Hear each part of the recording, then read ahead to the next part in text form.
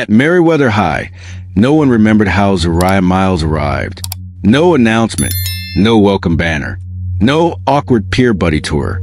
She just showed up one Monday morning with a schedule printed on crumpled paper and a violin case clutched tight, like it held more than wood and strings. The case looked worn, black faux leather peeling at the corners, a tiny chip in a latch, and a sticker half torn that used to read "Property of Atlanta Public Schools." It looked old enough to have a story of its own. Most students walked past it without a second glance, but a few, the ones who looked too long, seemed to wonder what someone like her was doing here. Someone so quiet, so deliberate, so invisible. Zariah had learned a long time ago that being invisible was a kind of power, not the loud, celebrated kind, not the kind you earned by scoring touchdowns or getting perfect SAT scores. This power lived in the pause before people said your name, in the way teachers scanned the room and skipped right over you. She sat in the back, always, hoodie up, eyes down, headphones hanging around her neck, even when they weren't playing anything. They were her shield. People rarely try to talk to you if they thought you were listening to something else. That was the point. She didn't speak unless she had to, didn't raise her hand, didn't correct teachers if they mispronounced her name. Let them say Zuawa instead of Z. Let them think she was shy or rude or cold. She wasn't interested in correcting assumptions. They were safer than curiosity.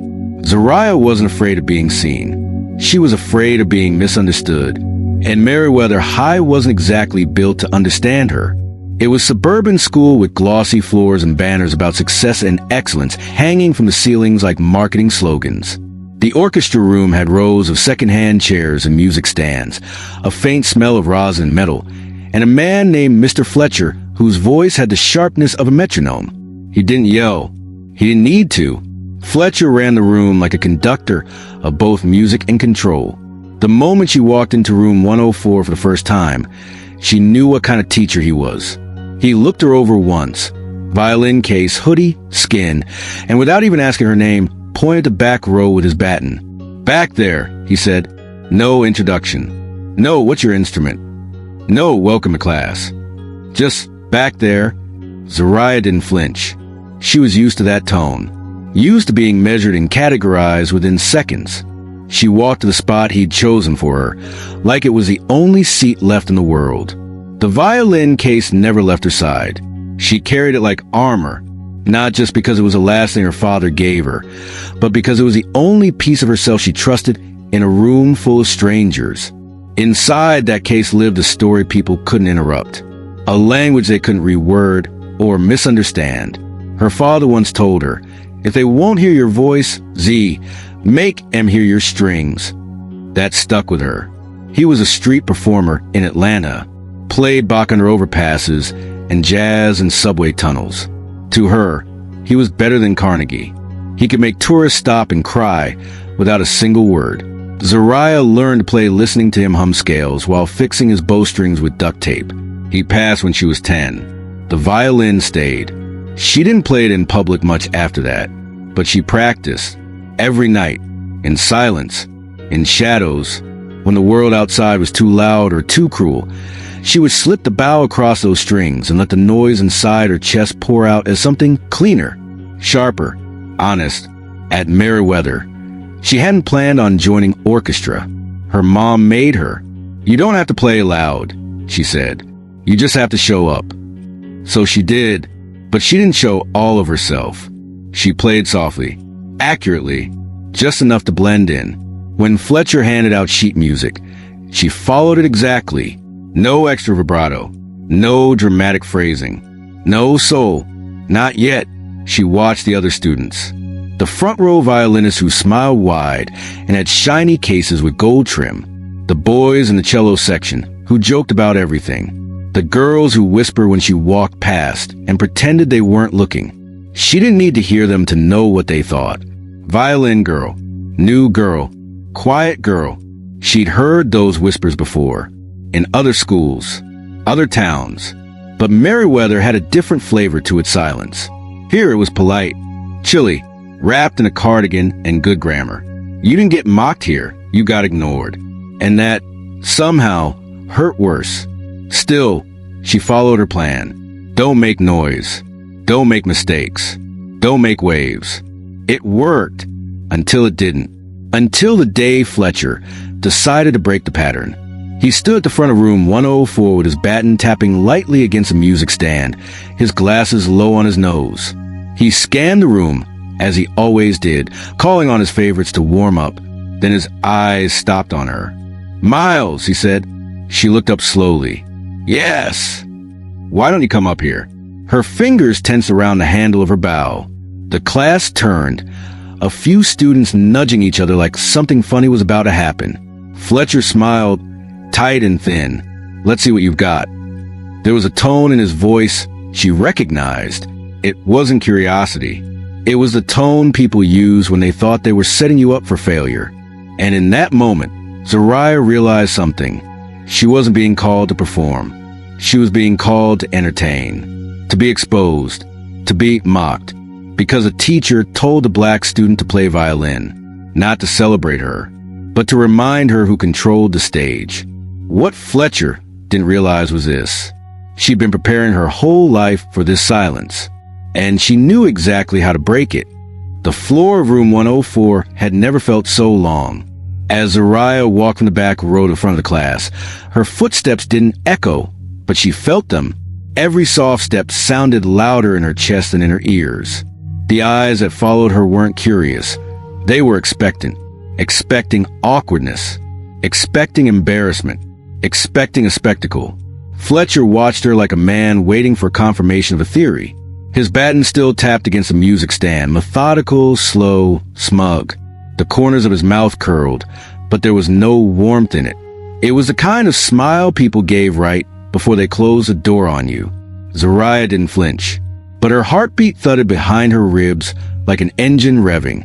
She reached the front, opened her case, and pulled out her violin. Every motion was smooth, practiced, personal.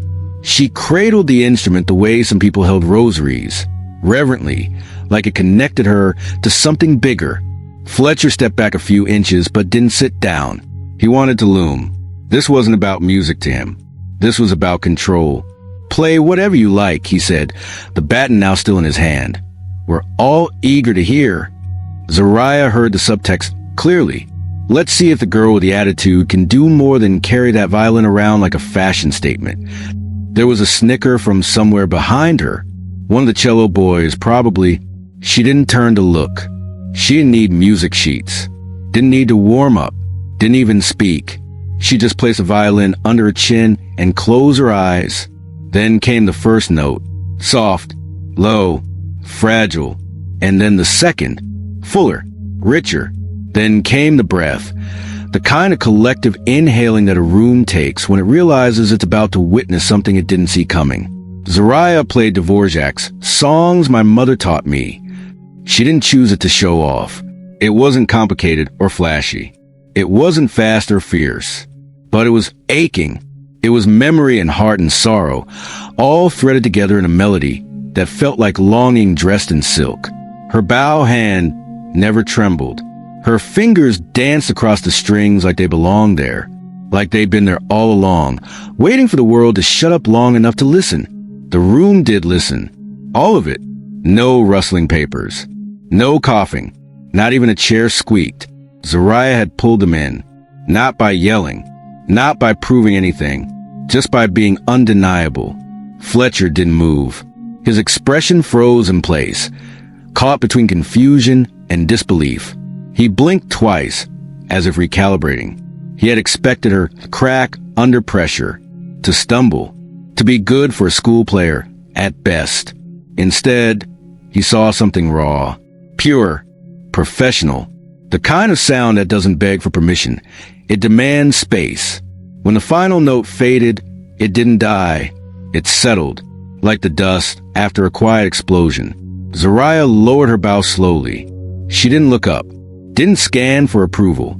She simply placed the instrument back in its case and locked the latch with a quiet click. Silence. No one clapped. Not because they weren't impressed, but because they didn't know if they were allowed to. They didn't know how to recover from the weight of what they'd just heard. Zariah turned and walked back to her seat without a single glance to Fletcher. That walk was shorter, but heavier. She could feel the shift in the room behind her like a magnetic pull. The air was thicker. The students who expected a joke now sat with their assumptions cracked wide open. Mr. Fletcher finally spoke. "Well," he said, but his voice came slower now. "That was adequate." Adequate. That word hung in the air like an insult dressed as a compliment. No one believed it, not even him. Zariah took her seat and slipped her headphones back around her neck. She didn't press play. She didn't need to drown anything out anymore. Fletcher turned back to the rest of the class. "Try to reset the moment. Let's return to the Bach ensemble. First violins, measure 17. But the lesson didn't pick up with the same energy. Because something had shifted. A girl they barely knew had just told a whole truth with no words. A student who had been treated like a shadow had just stepped into the center of the stage and owned it. And now no one knew what to do with the silence she left behind. That night at home, Zariah didn't tell her mom what had happened. She didn't have to. Her mom saw it in the way Zariah walked through the door. Saw it in the way she set the violin case gently down on the table and stared at it for a long time, like it had just protected her in battle. Her mother chopped onions in the kitchen, eyes flicking over.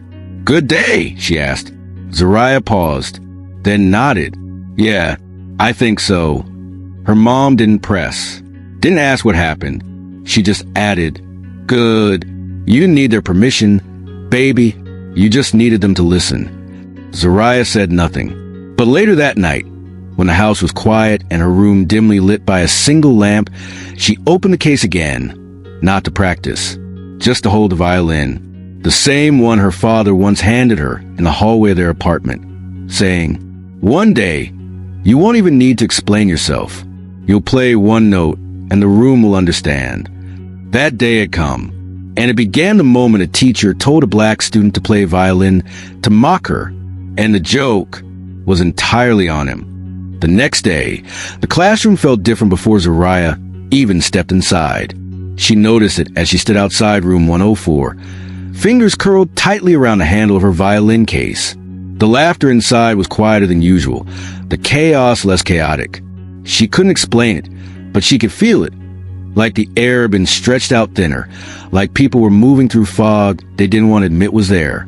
When she finally stepped in, no one looked at her, not directly, but she felt their eyes, lingering, darting, flickering away when she caught them, as if staring might invite her to play again, and no one felt brave enough to ask. Zariah walked to her usual spot in the back row and unpacked her violin in silence.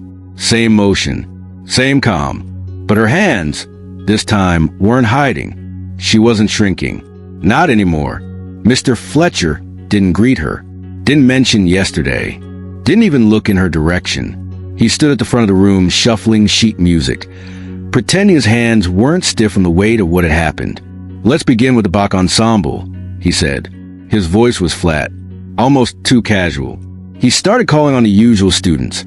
Rachel for the solo line, Marcus to lead second violins. The names rolled off his tongue like a chant he hoped would reset the room. But nothing felt reset, because something had shifted and everyone knew it.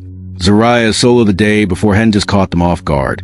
It had changed the way they heard the room, and now they couldn't unhear it. During warm-ups, Lonnie from the cello section turned to Zariah. "That thing you played yesterday." Zariah didn't look up. Lonnie continued anyway, voice soft. "I think it did something to the walls." Zariah gave the smallest smile. She didn't say anything. She didn't need to. She hadn't said a single word yesterday either. And yet, somehow, she'd said everything.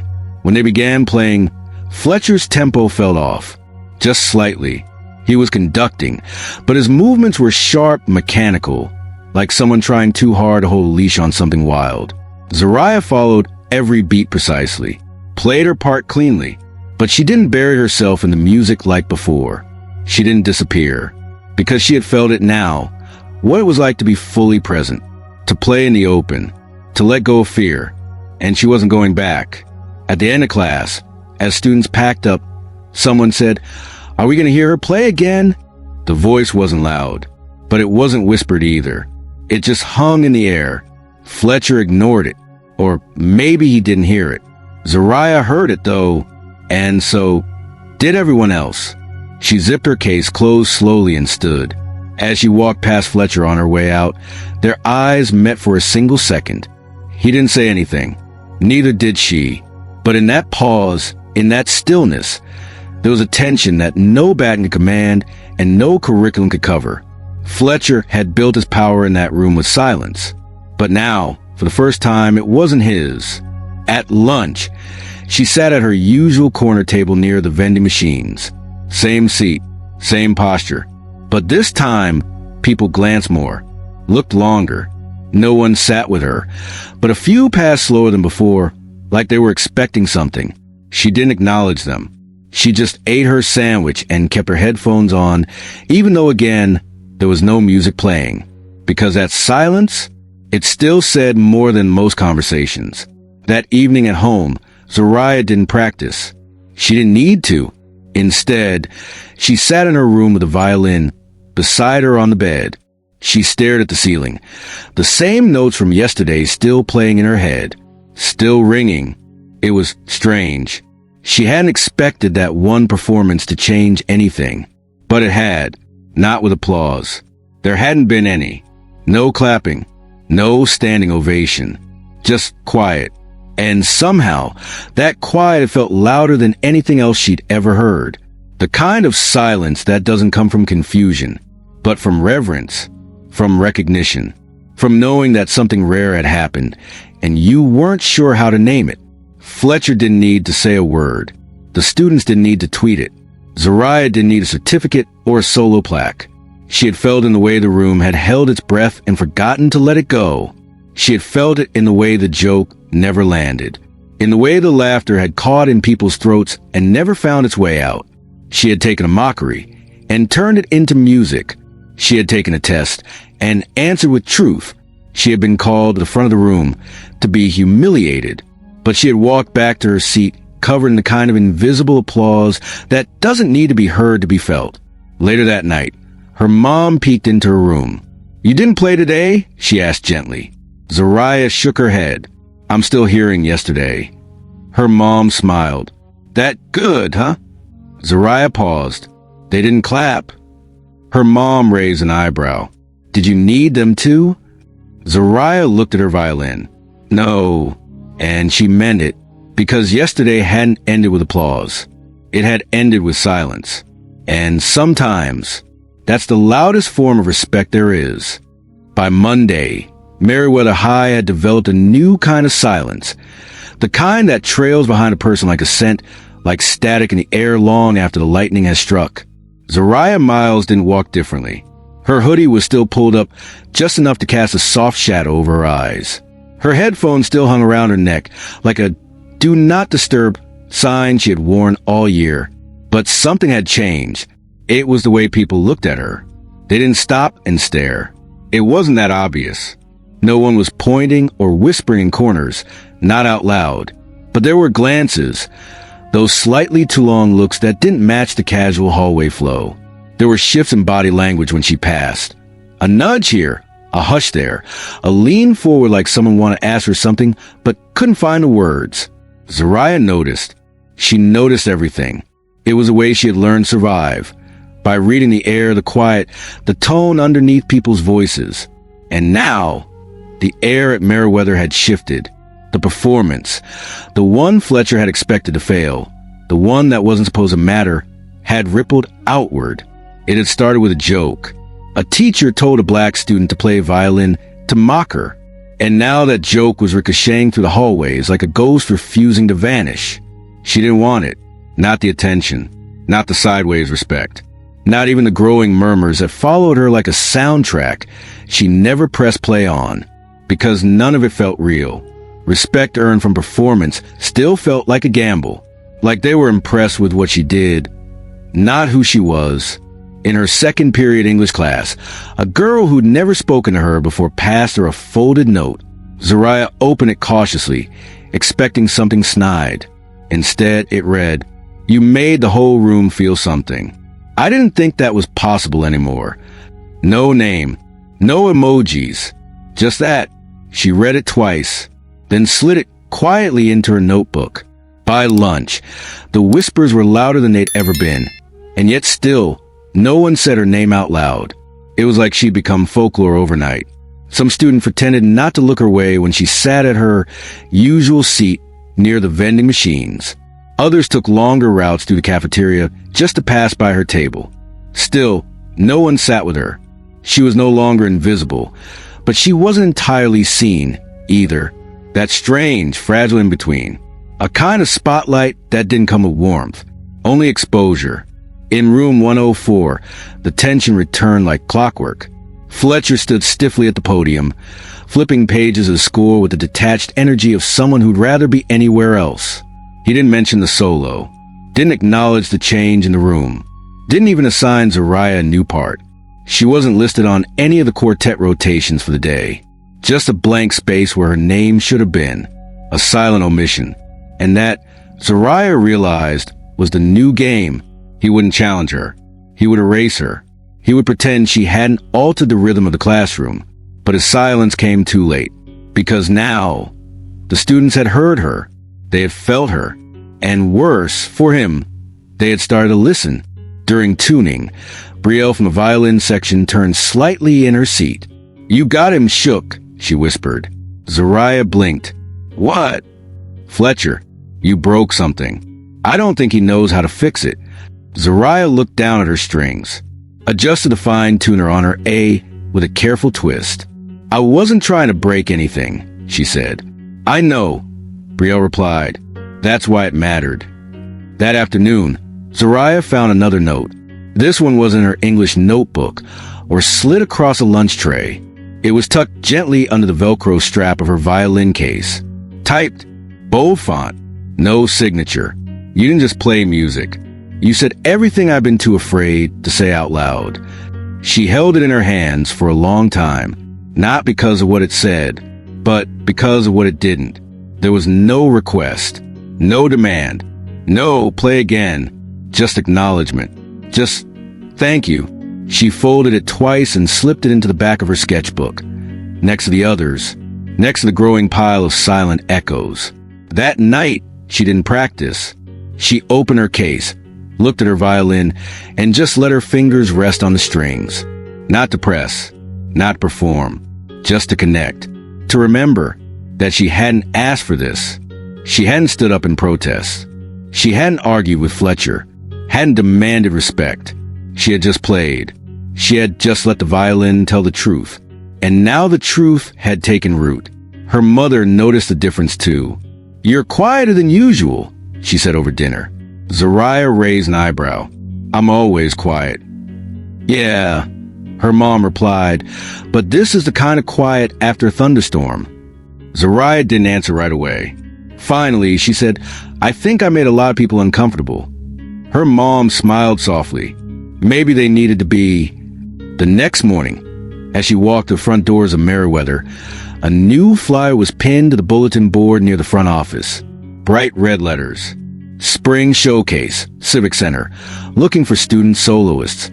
She didn't stop, didn't stare, but something inside her did pause. A flicker of a thought, a note that hadn't been played yet. And as she turned the corner toward her locker, she realized something. The music didn't stop in room 104. It had just started leaking into the rest of the world.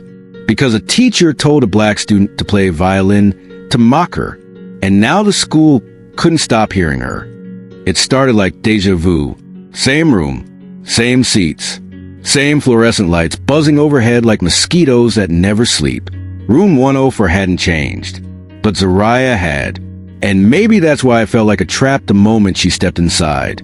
Mr. Fletcher stood at the front of the room, holding not his usual conductor's score, but a clipboard. His posture was stiff, shoulders pulled back unnaturally straight, as if he'd rehearsed in the mirror. His voice, when it came, was laced with forced cheer. "Today," he announced, "we're doing something a little different." A few students looked up, surprised. Others glanced at each other warily. "Cold solos," he said, tapping the clipboard once for emphasis. "No sheet music. No warm-ups. I want to see what you've got, raw and real." Zariah knew immediately. This wasn't about music. It was about control. Fletcher wasn't finished with her. He couldn't undo her performance, but he could try to reframe it, shift the narrative, regain control of the room he'd lost piece by piece since the day he told a black student to play violin to mock her and accidentally unleashed something undeniable. Now he wanted to tame it. "Miles," he said, looking directly at her, "why don't you start us off?" No hesitation. No build-up. Straight to her. There were murmurs across the room. Not laughter this time. Not ridicule. Just tension and curiosity. And something close to reverence. Zariah didn't blink. She stood, unlatched her case, lifted the violin with a fluid grace that didn't feel like performance. It felt like muscle memory. She didn't hesitate, didn't flinch, but her fingers, they gripped the bow tighter than usual. Not out of fear, out of clarity. She knew what this was.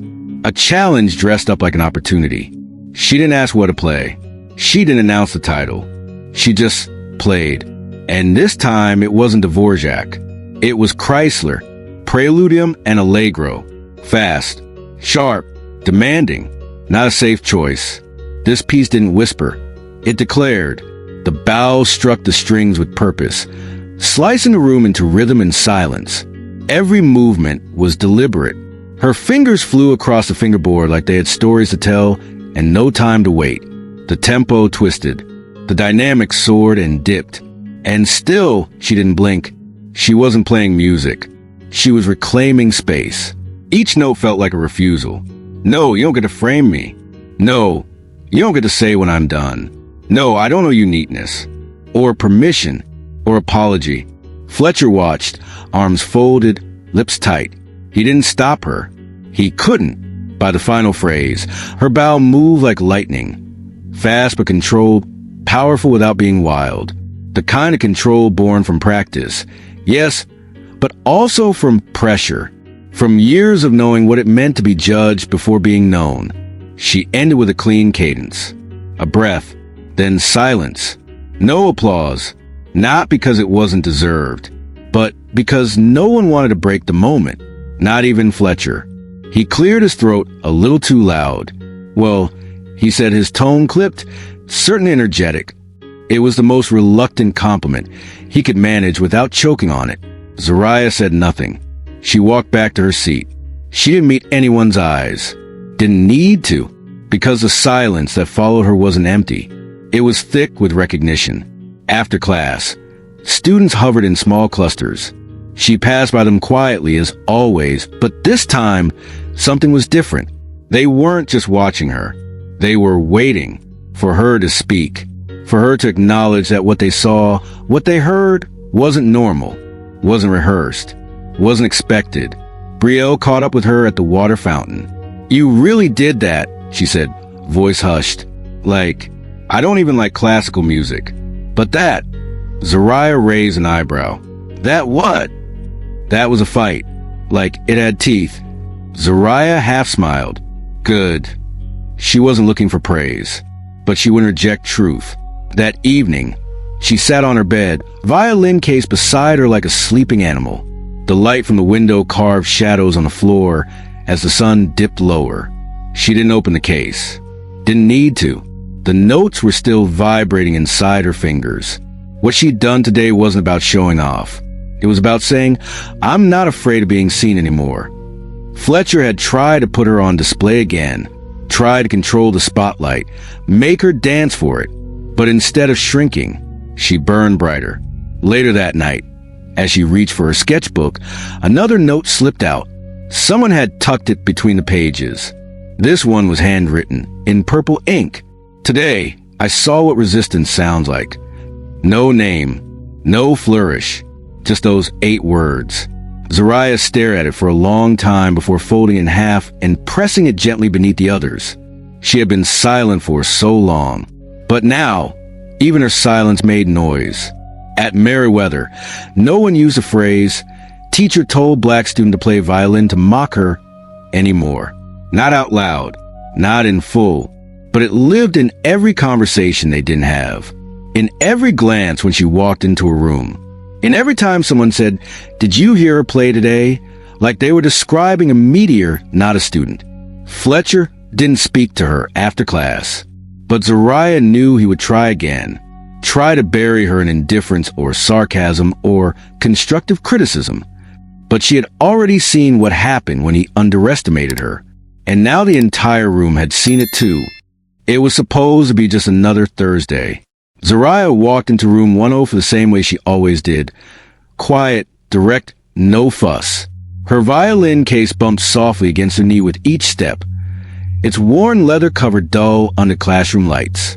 Her hoodie was half-zipped, headphones still resting around her neck like a uniform she never took off.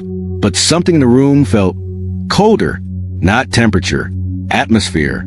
The kind of cold that doesn't chill your skin, it settles in your stomach. Fletcher didn't greet anyone. He didn't bark orders or shuffle music stands. He stood at the front with a new clipboard, flipping pages too slowly, like he was buying time he didn't know how to spend. Students fidgeted more than usual. Some glanced towards Zariah as she took her seat. Others pretended not to look. Brielle offered a quick nod across the aisle, the kind that said, "You good?" Zariah responded with a small blink, her version of always. Class began like normal. Scales, warm-ups, then ensemble work. But Zariah noticed something. Fletcher was quieter, not absent, just different. He corrected posture, pointed out fingering issues, adjusted bow placement. But all of it came with sharpness that wasn't about teaching. It was about deflecting. He didn't mention her solo from the day before, didn't acknowledge the way she'd electrified the room with Chrysler, but she felt the weight of it every time his eyes passed over her, like a skipped line in a score. She wasn't invisible anymore. She was undeniable, and he hated that. Halfway through class, Fletcher paused rehearsal. "Let's take 5, he said. Students exhaled. A few stood to stretch. Some whispered and chuckled in pairs.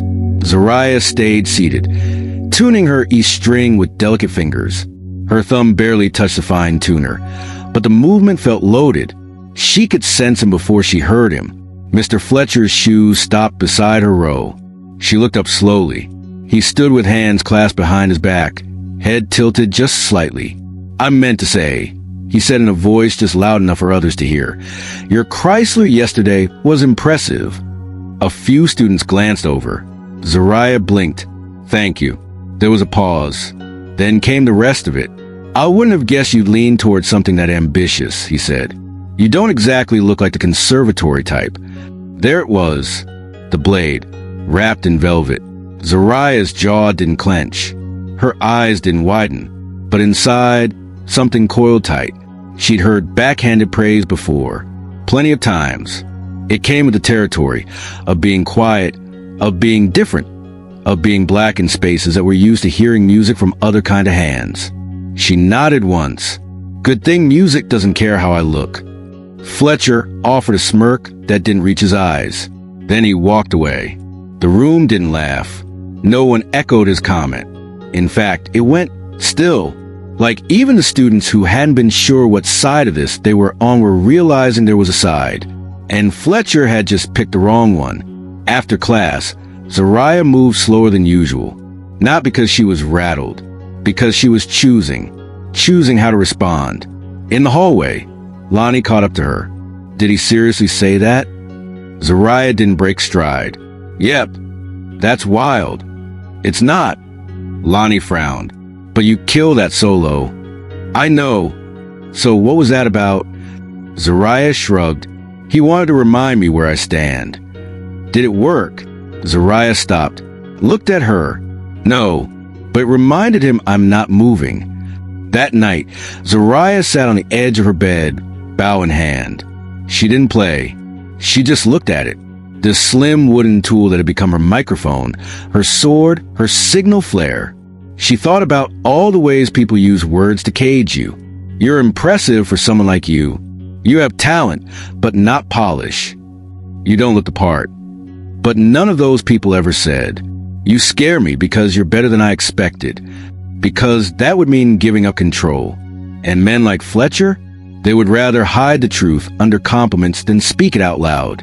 She pulled her sketchbook from her desk drawer, tucked inside were the notes, small ones, quiet ones, messages that had landed in her locker, on her desk, slipped into her case.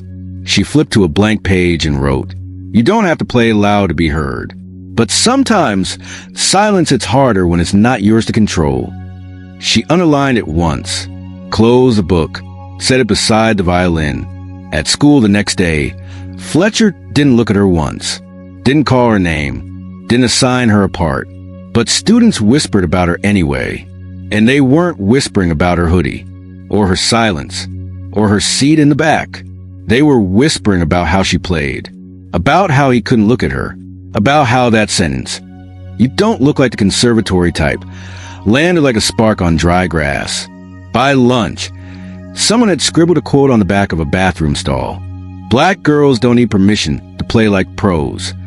Zariah saw it and smiled.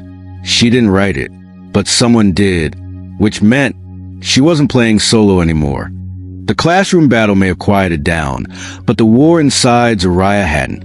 Each day, she walked into room 10 for knowing Mr. Fletcher wouldn't say her name, knowing her name wasn't on the solo rotation, knowing that her presence was acknowledged only in omission. But silence, Zariah had learned, could echo in two directions, one to erase and one to amplify. And hers was starting to amplify. The week after Fletcher's compliment, Zariah arrived early to class, something she rarely did. She liked coming in last, slipping into the back row without stirring the room. But that morning, she arrived with 10 minutes to spare. And something was on her desk. It wasn't a prank. It wasn't a note from another student. It was a flyer, plain paper, clean font, black and white. Stone Mount Youth Ensemble. No auditions, no fees, just music. Saturdays, 10 a.m. to 12 p.m. We're not looking for perfect. We're looking for honest. There was no name attached. No from the guidance counselor tag. No teacher signature. Just that quote at the bottom. We're not looking for perfect. We're looking for honest. Zariah held it in her hands like it might tear. Not because it was fragile. Because she was. Because after everything Fletcher had tried to take, her confidence, her belonging, her right to be heard, someone was now offering her something he couldn't control. A new space. A room without judgment. A stage without mockery. A song without strings attached. She folded the flyer once, twice, tucked it into the back of her sketchbook. Not to hide it, to protect it. Because hope, like music, needs silence to grow. That afternoon, after the final bell, Zariah didn't go straight home. She wandered the courtyard for a while, flyer pressing against her spine to the cover of her backpack. It felt like possibility, like proof that Fletcher didn't own the whole map. There were other rooms, other voices, other ears. When she got home, her mom was on the couch folding laundry, humming something low and familiar. Zariah paused in the doorway. "You ever heard of the Stone Mount Youth Ensemble?" she asked. Her mom looked up, eyebrows raised. Yeah, run by Helena Maddox. She's been around forever. Used to teach at Morgan State. Real deal." Zariah blinked. "She's a director?" "Yeah," her mom said, folding a t-shirt. "Why?" Zariah shrugged. "Someone left me a flyer." Her mom nodded once, slow and knowing. "You thinking about going?" Zariah hesitated. "I don't know." "Well," her mom said, not pushing, "just so you know, any place that doesn't make you feel small just for showing up, that's a place worth visiting." That night, Zariah opened her sketchbook again. She flipped past the notes, the one about making a room feel something, the one that called her performance a form of resistance, and stopped at the flyer. She read it again. "We're not looking for perfect. We're looking for honest." That line sank into her bones like warmth after cold. Because she didn't want perfect. She didn't need trophies or praise or showcase solos. She just wanted space. To play. To be. To exist without explanation. The next morning, Fletcher pretended nothing had changed. But Zariah knew better. He moved differently now. A little tighter. A little too measured. Like he was waiting for her to slip just once so he could point and say, "See? That's the truth." But she didn't slip. She played clean, quiet, present. And then, at the end of class, something happened. Fletcher called her name. "Miles!" It wasn't an invitation. It was a test. Zariah met his eyes. Yes. He paused, almost surprised she responded so directly. We're finalizing ensembles for the spring showcase. If you're interested, submit a proposal. His tone was clinical, neutral, like it was policy, not choice. Zariah nodded once, but inside, she was already walking away from that stage. Because for the first time in her life, she had options. During lunch, Brielle slid into the seat across from her. You get that flyer? She asked without preamble. Zariah blinked. That was you? Brielle shrugged. Ms. Reyes told me about the program. Said it sounded like your vibe. Zariah tilted her head. You're in it? Was. Took a break this semester. Thinking of going back. Why? Brielle smiled. Because sometimes you need to remember that music is bigger than this place. Zariah nodded slowly. Yeah, that part. Saturday came faster than expected. Zariah stood outside the address printed on the flyer, an old community center with chipped bricks and murals on every wall. Inside, the air smelled like rosin and dust and childhood. And music. She peeked into the rehearsal room. No podium, no baton, just chairs in a circle. Instruments everywhere. Laughter, warm-ups, joy, real joy. Helena Maddox stood in the center. Silver curls pulled back, glasses perched low. She saw Zariah and smiled like she'd been expecting her for years. Violin. Zariah nodded. Well, come on then. We're just getting started. Zariah stepped inside, and for the first time in a long time, she wasn't preparing to be tested. She was preparing to play. The room smelled like rosin, dust, and something else Zariah couldn't quite name. Possibility. She stood just inside the door of the Stonemount Community Arts Center, clutching her violin like a passport. The rehearsal space wasn't fancy. Faded carpet, mismatched music stands, folding chairs that creaked when you sat. But it was alive. Kids of all shades warmed up their instruments. One boy plucked a double bass like it owed him money. A girl with a chipped flute laughed as she tuned beside a saxophonist, looping jazz runs like she breathed them. And no one looked twice at Zariah. Not at her hoodie. Not at her silence. Not even at the worn leather of her violin case. That alone made her chest loosen. Helena Maddox, the director, spotted her and walked over. There was no clipboard. No name check, just a nod. You play like you mean it? Helena asked. Zariah blinked. I tried to. Helena smiled. Good. That's all I ask. No introduction. No testing. Just trust. It felt unfamiliar, but good. Rehearsal ran for 2 hours. Not a single student played perfectly. A trumpet missed a note, so bad everyone laughed, including the trumpet player. Helena didn't scold. She clapped her hands and said, Do it again, this time with love. Zariah watched that closely. At Meriwether, mistakes were marked. Here, they were part of the song. By the end of rehearsal, Helena gestured toward a sign-up sheet taped to the wall. Showcases in 3 weeks, she said. Optional solos. Only rule? Play something that says something. No showboating. No safe choices. Speak. Speak. Zariah stared at the sheet after everyone had left. She didn't write her name. Not yet. Back home, she unpacked her case with the care of someone disarming a bomb. Her fingers hovered over the bow for a second longer than usual. She didn't feel like she had to prove anything anymore. Not to Fletcher. Not to Meriwether. But the silence still pulsed in her chest like a question she hadn't answered yet. Who was she without the need to fight? That night, she opened YouTube and searched. Florence Price, Violin Concerto No. 2. She'd heard the name before, but never really listened. The music poured from her laptop, like memories set to strings. It was rich, haunting, soft in places like apology, fierce in others like defiance. Zariah read the comments. Can't believe I never knew about her. First black woman to have her work played by a major symphony orchestra. History almost forgot her. Zariah leaned back. That last one stuck. History almost forgot her. The next Saturday, she came early. Before rehearsal, Helena handed her a pencil and said, "Pick a piece." Zariah nodded. "I think I already have." She walked to the sign-up sheet and finally wrote it down. Zariah Miles, Florence Price, Violin Concerto No. 2, excerpt. Helena glanced at it later and smiled. Big choice. Zariah shrugged. Big silence to answer. Helena nodded slowly. Then let's hear you speak. For the next 2 weeks, Zariah practiced in quiet corners of her apartment. Not because she wanted to be alone, because she wanted it to be hers. This wasn't Fletcher's stage. This wasn't a test. She wasn't playing for applause. She was playing to remember what it felt like to own her sound. One night, as she practiced a particularly delicate passage, her mom knocked gently on the door. "That's not Bach," she said from the hallway. "Nope.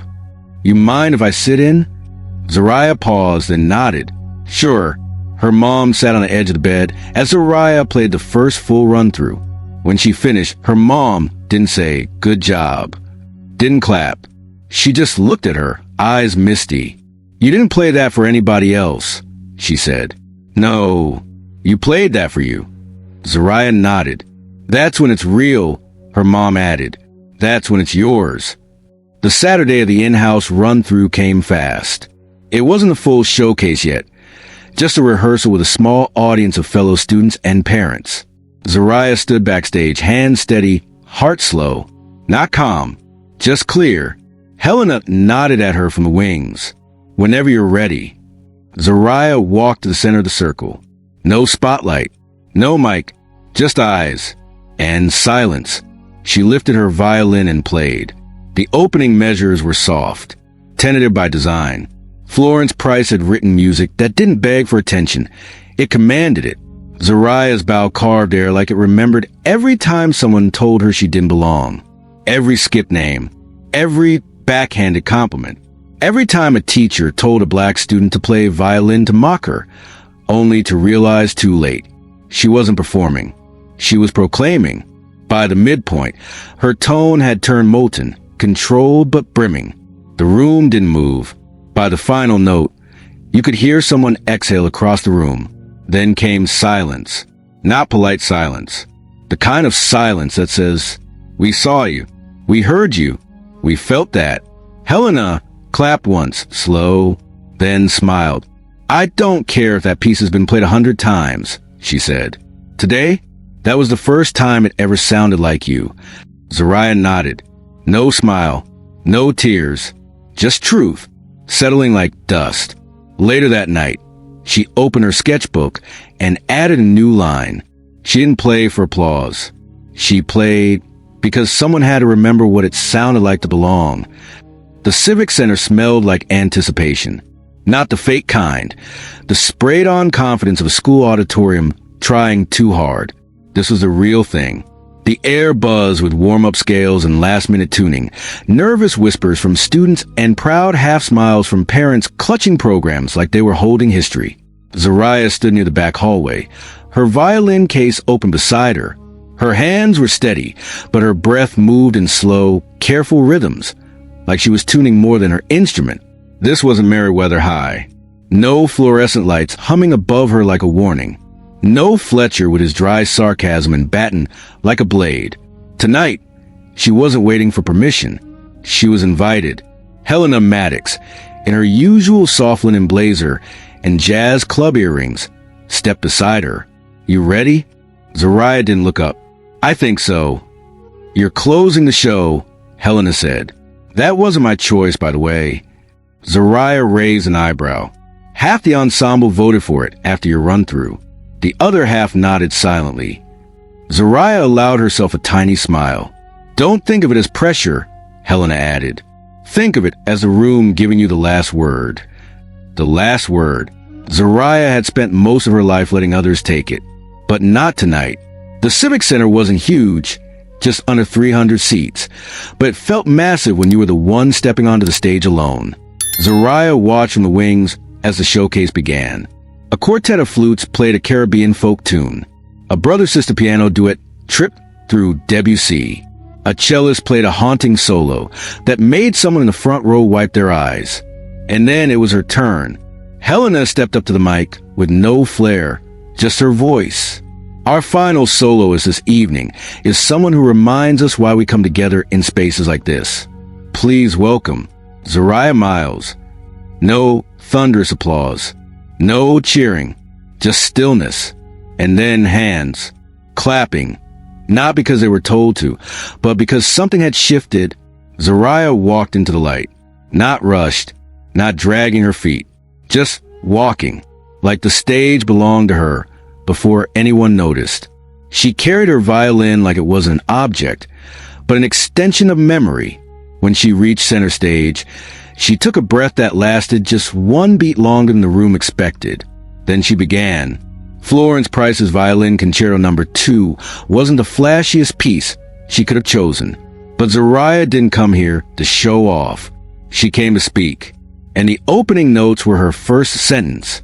They rose with melancholy, sank with tension, wove in and out of sorrow and resilience like threads pulled from the hem of something sacred. Her fingers moved like they remembered something older than the room. Her bow carved through doubt. Her sound didn't beg to be heard. It refused to be forgotten. And somewhere between the second movement and the cadenza, something happened in the crowd. You could feel it. The leaning in, the pause and breath. The shift from that's impressive to that's real. Backstage, Helena stood near the curtain, arms folded, eyes glassy. She'd seen dozens of students perform. But this was a reckoning. Not just with talent, with history, with every teacher who told a student they didn't look the part, with every classroom that rewarded compliance over creativity, with every moment someone had told a black student to play violin to mock her, only to discover too late. She wasn't asking to belong. She was showing them why she always had. Zariah played the final note with a softness that could have shattered a glass wall. It didn't end, it landed. And then silence. Not awkward, not unsure, but reverent, sacred. The kind of silence that says, don't move, don't speak, don't ruin this. Then a sound. One person stood, then two, then the whole room. Not a single voice said, wow, because wow wasn't big enough. They clapped, not for the student, not for the soloist, for the story, for the sound that couldn't be erased. Zariah bowed once, didn't smile, didn't cry. She didn't need to. Her violin had already done the speaking. Later, backstage, as she packed up, someone tapped her shoulder. It was a girl, maybe 12, eyes wide, bow case clutched in her hands like a secret. You looked like me, she whispered. Zariah blinked. And you sounded like I didn't know I could. Zariah's throat tightened. She reached out, touched the girl's shoulder. Then you're already halfway there, she said. That night, in her bedroom, Zariah opened her sketchbook and added a line. History tried to forget Florence Price. Fletcher tried to forget me. But sound, once released, has a memory of its own. She stared at it for a long time. Then, on the next page, she wrote, I didn't ask to be heard, but I chose not to be silent. Zariah had never played Shostakovich in public before. Not because she couldn't, but because she understood what it demanded. It wasn't pretty. It wasn't graceful. It didn't wrap itself in polite phrasing or delicate harmonies. It was raw. It was fire buried under snow. It was truth with jagged edges. And when Helena Maddox asked her, quietly, days after the Civic Center showcase, if she wanted to perform again for the citywide spring spotlight, Zariah knew. This time, she wasn't just playing music. She was making a statement. Which piece? Helena had asked. Zariah didn't hesitate. Shostakovich, she said. Violin Concerto No. 1. First movement. Helena blinked. That's a heavy one. I know. You ready to carry it? Zariah met her eyes. I already have been. The spotlight recital wasn't flashy. No judges. No medals. Just music. An open invitation to artists from across the district to play what mattered to them. No themes. No restrictions. Just truth. It was held in an auditorium much older than Meriwether's. The kind with creaky stage boards and velvet curtains that absorbed decades of dust and applause. Backstage, Zariah sat with her violin across her knees, breathing slowly. She didn't look nervous. She looked ready. Shostakovich had written the piece in the shadows of Soviet oppression, where every wrong note could mean surveillance, or worse. It was a concerto made of secrets, defiance, survival. Zoraya didn't need to explain why she'd chosen it. She just needed to play it right. Out front, the room dimmed. A soft voice spoke into the mic. Our next performer is Zoraya Miles, representing the Stone Mount Youth Ensemble. She'll be playing an excerpt from Dmitri Shostakovich's Violin Concerto No. 1. No cheers, just silence, expectant, like the whole crowd had exhaled and was waiting for the inhale. Zoraya stepped out. Same hoodie, same sneakers, same battered violin case that followed her through every door Fletcher wished he could have kept her from opening. She walked across the stage like she'd walked through fire and come out carrying it. She didn't nod, didn't wave. She opened the case, lifted the violin, breathed in once, and played. The opening lines were almost whisper quiet, notes stretched thin, almost trembling, but not from fear, from precision, from control. The piece was angular, dissonant, full of space between phrases, space where breath lived, where tension grew, and Zoraya leaned into every moment. She didn't smooth it out. She didn't make it sweet. She let it be uncomfortable, because that was the point.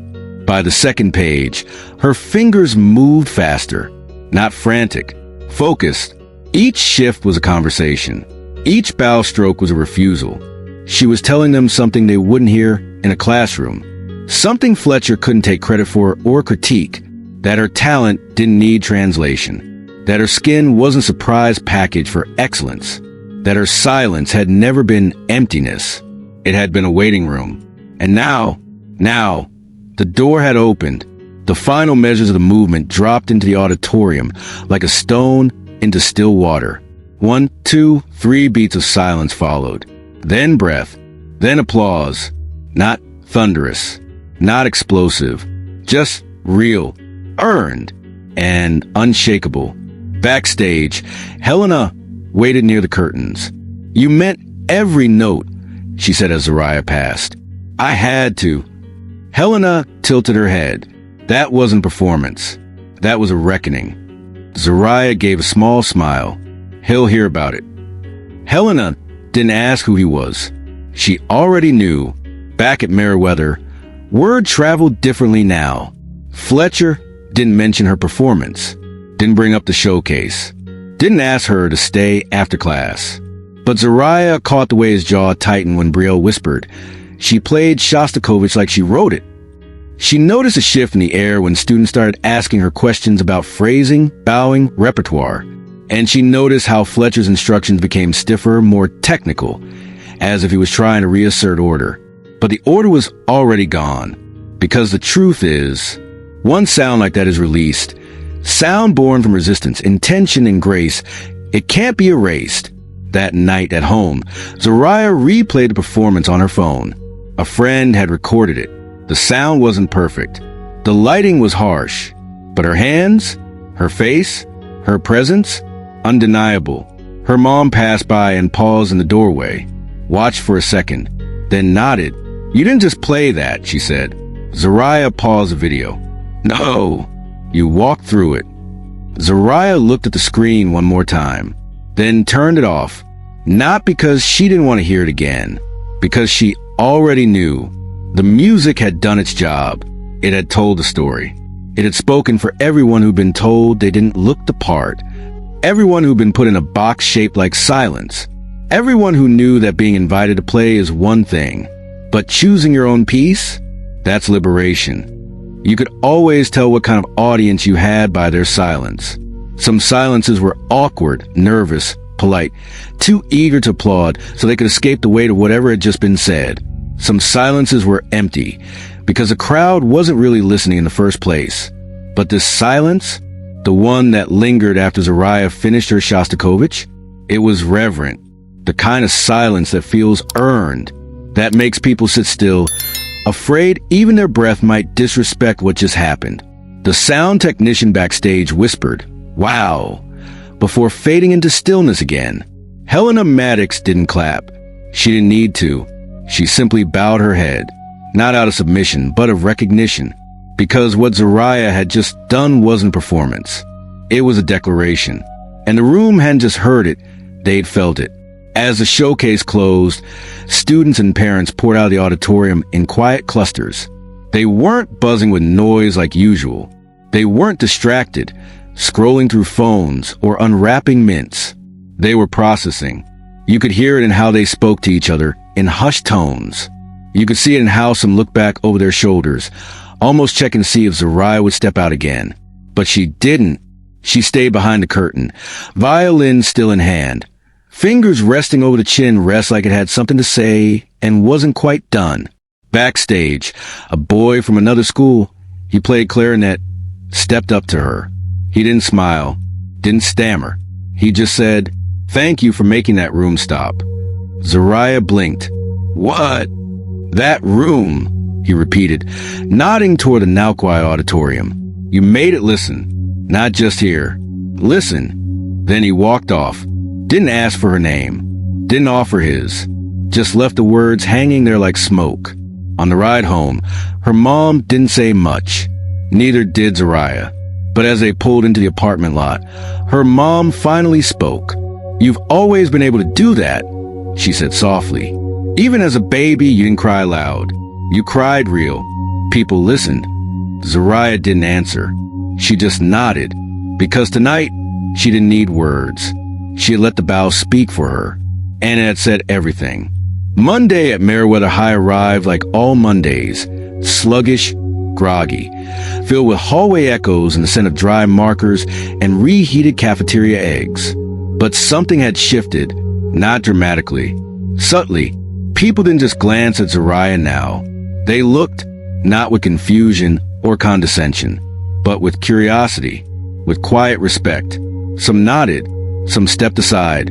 Others simply held her gaze half a second longer than they used to, like they were still putting together the pieces of what they'd heard about her.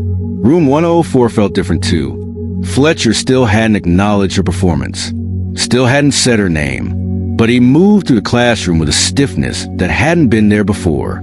He corrected fingering errors without eye contact.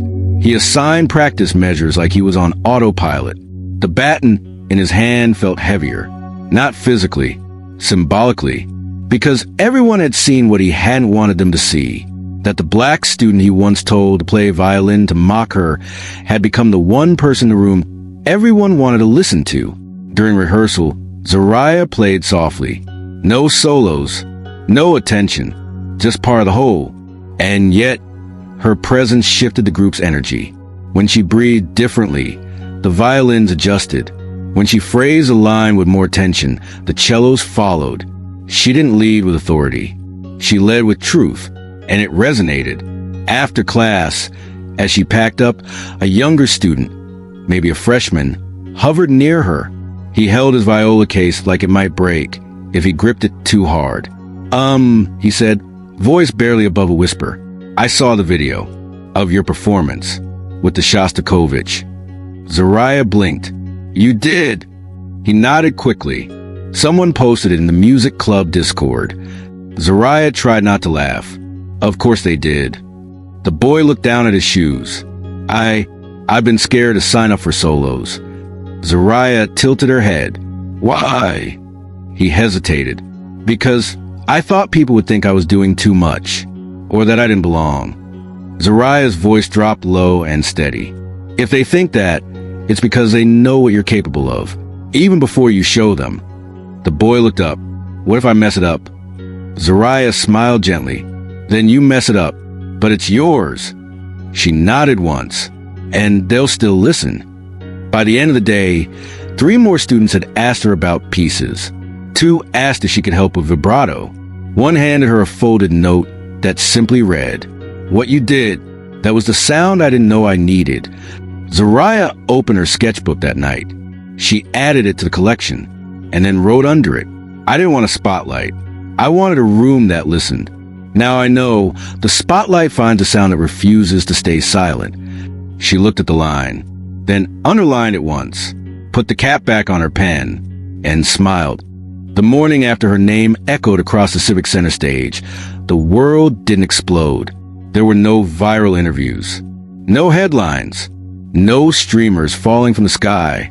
And yet, everything had changed. Not for the world. For her. Zariah walked into Meriwether High that Monday the same way she always did. Hoodie up, violin case in hand, eyes focused ahead like she had parked crowds without touching them. But this time, something was different. The hallway didn't pull away from her.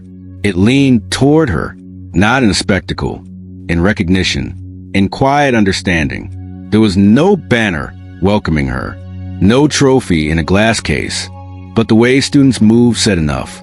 One girl she didn't even know nodded at her like they shared a secret. A junior from a jazz band tapped his chest twice when he passed her in the stairwell. A look, a gesture, a knowing. In room 104, Mr. Fletcher called attendance in his usual clipped voice. But when he reached the M section, he paused for the first time in weeks. "Miles," he said, voice flat. Zariah responded calmly. "Here." He moved on, but she caught the flicker, the brief hesitation in his eyes, the unspoken acknowledgement. He didn't say, "Good job." Didn't ask about the showcase. But for the first time in a long time, he said her name, and that somehow was enough. At lunch, she sat in her usual corner spot, headphones around her neck, not playing anything, just listening to the room. Brielle slid into the seat across from her, tray in hand. "You know you broke him, right?" she said, poking at a bruised apple. Zariah raised an eyebrow. "Fletcher, he's been so polite lately it's suspicious." Zariah half smiled. He's adjusting to reality. Brielle leaned forward. "Nah, he's realizing reality didn't need his permission." They clinked juice boxes without another word. Later that week, Zariah stayed after rehearsal. She waited until the last chair scraped back and the last music stand clattered into the corner. Then she approached Fletcher. "Mr. Fletcher," she said, voice steady. He turned, surprised. "Yes. I'm leading sectionals next week. Just wanted to let you know." He blinked. "That's not part of your assignment." "It is now," she said, tone polite but unbending. A pause. Then he nodded. "Understood." Zariah turned and walked out. She wasn't asking anymore. That Saturday, she returned to the Stone Mountain Community Arts Center. Helena greeted her with a knowing smile. "You're not here to rehearse, are you?" she asked. Zariah shook her head. "Just watching today." Helena nodded, then tilted her head toward the practice rooms. "We've got 3 new violinists. One's a little shaky on phrasing. Could use some guidance." Zariah hesitated, then smiled. "I'll take a look." She didn't walk in with authority. She walked in with intention, because that was the difference between a performer and a leader. Inside the small room, 3 middle schoolers turned their heads as she entered. One kid gasped, "You're the girl from the showcase." Zariah sat beside them, unpacked her violin, and said, "Let's start with your tone." The boy's hands trembled as he lifted his bow. Zariah leaned in. "Don't play to impress me. Play to tell me something." He blinked. Then he played. And it wasn't perfect, but it was real. And she nodded. "That's it." Later, Helena handed her a program flyer. It was for the summer session. She'd been listed as a junior mentor. Not requested. Assigned. Zariah stared at her name in the printed text. Zariah Miles, violin/junior mentor. Her name, not the girl with the hoodie. Not Miles. Not the black student who surprised everyone. Just Zariah. And in that moment, it felt like music wasn't just a rebellion anymore. It was her legacy. She walked home that night with her violin strapped to her back and the city lights reflecting off puddles like constellations she could finally reach. At her apartment, her mom was on the couch grading papers. Without a word, Zariah handed her the flyer. Her mom read it once, then twice, and then she smiled. "You're becoming someone people look to." Zariah sat beside her. "I'm just trying to be someone I needed when I was younger." Her mom kissed the top of her head. "You already are." In her room, she opened her sketchbook one last time. She flipped past all the notes, anonymous and otherwise, all the quotes, all the scribbled affirmations. Then she turned to a blank page and wrote, "They told the black student to play violin to mock her, but she didn't play for them. She played so no one like her would ever have to explain why they deserved to be heard again." She capped her pen, closed the book, and for the first time in a long time, she didn't feel like she was preparing for a fight. She felt like she had started something that would echo far beyond room 104. Final message. Zariah didn't play to win trophies. She didn't play to prove a point. She didn't play for permission. She played because truth has a sound, and once it's heard, you can't unhear it. If this story moved you, if it made you pause, reflect, or feel something real, don't let it end here. Like this video to stand with voices that refuse to be silenced. Subscribe so you never miss a story that speaks truth through art. And share it with someone who needs to be reminded that courage doesn't always shout. Sometimes it plays a single note and lets the world listen. Because some stories aren't just meant to be watched, they're meant to be felt, remembered, and passed on.